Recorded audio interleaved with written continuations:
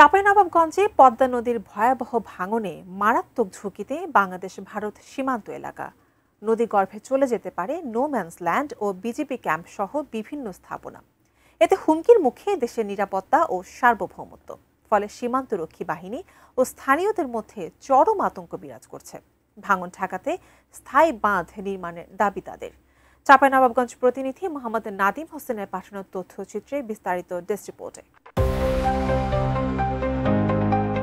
চাঁপাইনবাবগঞ্জ সদরের বোল্লাডাঙ্গায় ভারত বাংলাদেশ সীমান্ত এলাকায় পদ্মা নদীতে ভাঙন সম্প্রতি তীব্র রূপ নিয়েছে। ভাঙনে নদী গর্ভে বিলীন হয়ে যাচ্ছে দুদেশের অনেক অংশ। কোথাও কোথাও নিশ্চিহ্ন হয়েছে সীমান্ত রেখাও। স্থানীয়রা বলছেন, গত ১.৫ দশক ধরেই ভাঙন চললেও ১ বছরে আরো আগ্রাসী হয়েছে নদী। বিলীন হয়েছে বাড়িঘর, বাজার, সেতু, এমনকি ক্লিনিকও। বাংলাদেশ সীমান্তের মধ্যে দীর্ঘ এই পাড় ভাঙছে, আর ভারতের মধ্যে আংশিক পাড় ভাঙছে। উভয় দেশ একসঙ্গে ভাঙলে 0 পয়েন্ট যেটা আর কি নো ম্যানস ল্যান্ড বলা হয়, সেটা বিলীন হলে নিশ্চিহ্ন হয়ে যাবে। একসময় তারা আগ্রাসী মনোভাব তারা আমাদের দেশকে দখল নিতে পারে। অতএব আর কি এটা যৌথ নদী কমিশনের মাধ্যমে এটা আর কি সমন্বয় করে উভয় দেশকে আর কি একসঙ্গে যদি নিরাপত্তার জন্য বাধা হয় তাহলে অত্যন্ত ভালো হয়। জনগণকে রক্ষা করার জন্যই কিন্তু এইসব বিওপিগুলার সৃষ্টি হয়েছে এসব এলাকায়।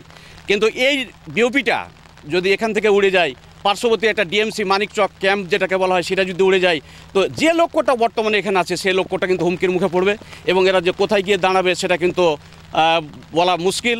ভারত আপনার ছোট ছোট বস্তা ফেলে ওদের জায়গাটা কিন্তু ওরা মেলামত করে বাইন ফেলেছে।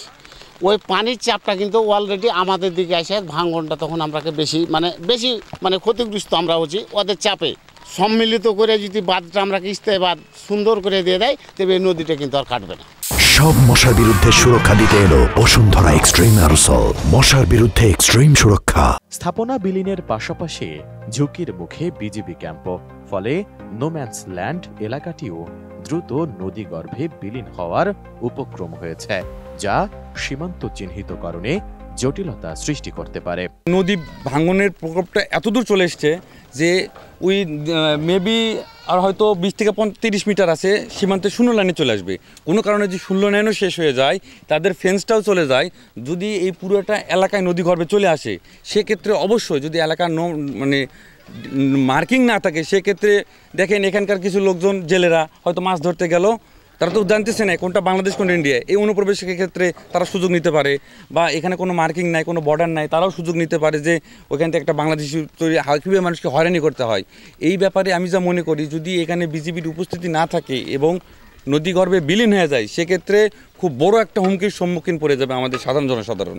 এদিকে বিজিবির পোল্লাডাঙ্গা ক্যাম্প রক্ষায় জরুরি ভিত্তিতে কাজ শুরু করেছে পানি উন্নয়ন বোর্ড।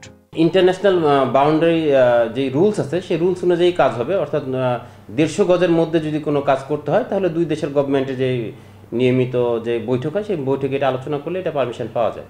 আমাদের বর্তমান সেটা হচ্ছে 150 গজের বাইরে আছে, অর্থাৎ কোনো পারমিশনের আপাতত দরকার নেই। ভাঙতে যদি আরও ভিতরে ঢুকে যায়, আরও যদি 150 গজের কাজ চলে যায়, তখন আমাদের যে গভর্নমেন্টের যে সংস্থা আছে, JRC জয়েন্ট রিভার কমিশন, তারা করেসপন্ডেন্স করে এটা পারমিশন নিয়ে নেয়। আমাদের কাজ অব্যাহত আছে। যদি ঠিকমতো আমরা যে সার্ভে করে যদি ডাম্পিং করতে পারি, আশা করছি এই বর্তমান যে ভাঙন আছে, সেই ভাঙন থেকে এই ক্যাম্প সাময়িকভাবে রক্ষা করা সম্ভব হবে। ভাঙন রোধে দ্রুতই কার্যকর পদক্ষেপ গ্রহণ করা প্রয়োজন। তা না হলে শুধু জানমালের ক্ষয়ক্ষতিই নয়, বরং সীমান্ত সুরক্ষাতেও এটি একটি বড় সমস্যা তৈরি করতে পারে। ফলে বিশাল জনপদকে ভাঙনের কবল থেকে রক্ষায় জরুরি ভিত্তিতে স্থায়ী বাঁধ নির্মাণের দাবি স্থানীয়দের। Desk report, ATN news.